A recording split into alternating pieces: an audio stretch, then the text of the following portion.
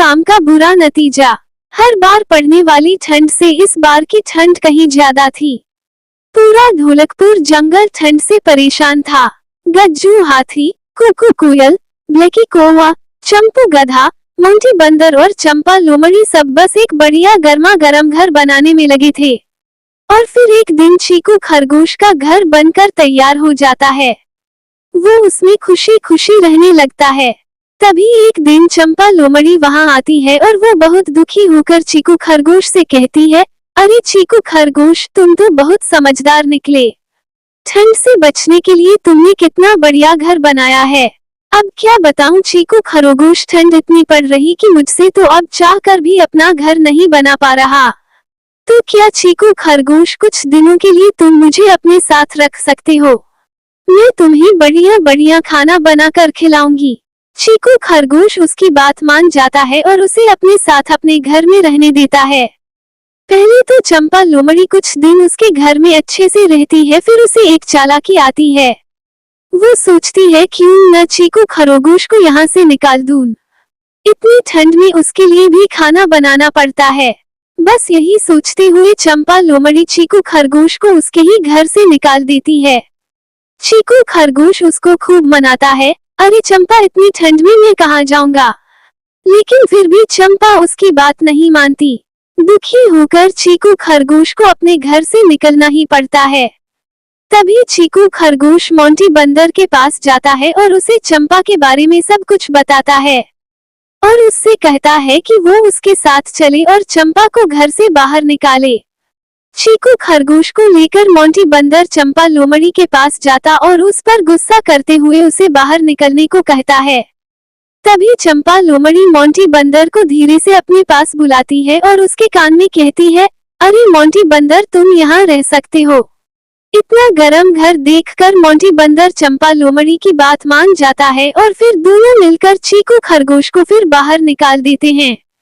अब चीकू खरगोश ब्लैकी कौवे के पास जाता है, उसे पूरी बात बताता है। मोंटी बंदर की तरह ब्लैकी कौवा भी चंपा लोमड़ी के पास जाता है और चीकू खरगोश को उसके ही घर से निकालने के लिए उस पर गुस्सा करने लगता है।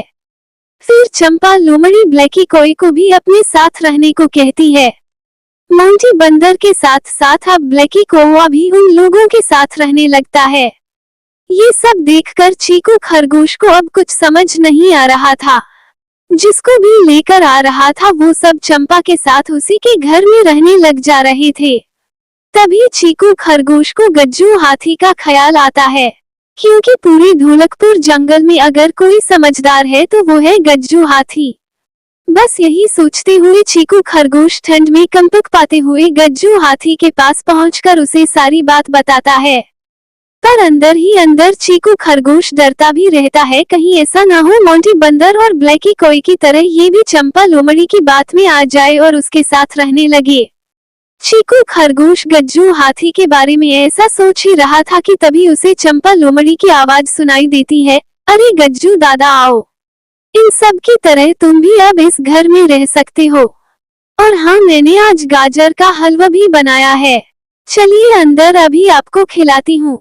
और फिर जैसे ही गज्जू हाथी चीकू खरगोश के घर के अंदर जाता है उसका घर टूट जाता है। सभी टूटे घर से तुरंत बाहर निकलते हैं और जोर जोर से चिल्लाने लगते हैं, अरे गज्जू दादा, ये क्या किया तुमने? इतनी ठंड में हम सब कहाँ रहेंगे? इतना गर्म घर क्यों तोड़ा? तभी गज्जू हाथी उनसे कहता है, क्यों, ठंड क्या सिर्फ तुम्हारे लिए है? चीकू खरगोश के लिए। तुम सब ने एक बार भी चीकू के बारे में नहीं सोचा। चलो चीकू खरगोश, जब तक तुम अपना नया घर नहीं बना लेते तब तक तुम मेरे साथ मेरे घर में रह सकते हो। और हाँ चीकू खरगोश, एक बात और ध्यान रखना, अब से किसी की बातों में आने से पहले उसका अच्छा बुरा जरूर सोच लेना, समझे? मोरल, हमें कभी भी किसी के साथ बुरा नहीं करना चाहिए, क्योंकि बुरे काम का नतीजा हमेशा बुरा ही होता है। आपको ये कहानी कैसी लगी हमें कमेंट कर जरूर बताएं। इसी तरह की अच्छी कहानियाँ आप यहाँ पर पढ़ सकते हैं। यहाँ उपस्थित शिक्षाप्रद कहानियाँ आपका मनोरंजन करने के साथ दिशा भी देंगी। तो बने रहिए हमारे साथ और हमारे प्रयास को सफल बनाएं।